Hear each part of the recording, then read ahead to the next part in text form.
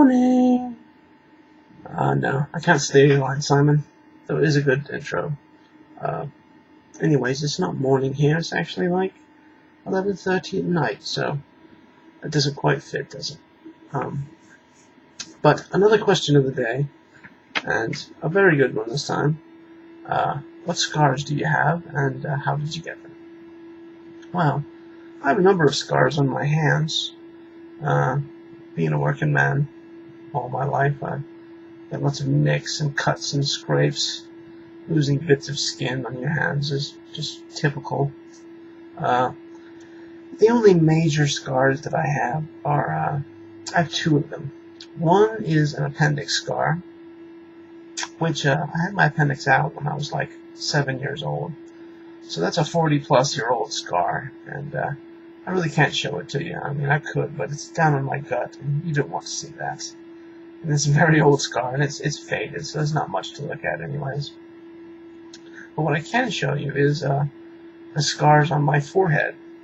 And I'm going to lean in close and pull my piratey cap up here. And as you can see, right here, these white spots, scrapes on my forehead. And that's from an accident I had when I was 18 years old. I was at a party. My friend actually threw a party for me when I was 18. I think it might have been my 18th birthday party, though I don't really recollect. It might just been a typical keg party that we used to go to a lot.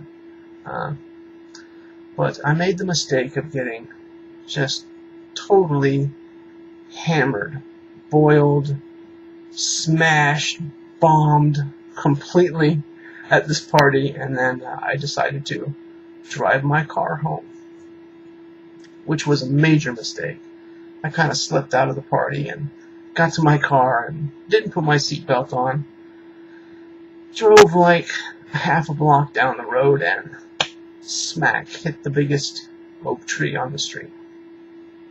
Now, I didn't have my seatbelt on, so I basically, when I hit the tree, I crushed the steering wheel with my chest and just smashed my head against the windshield. And I was bleeding really, really bad.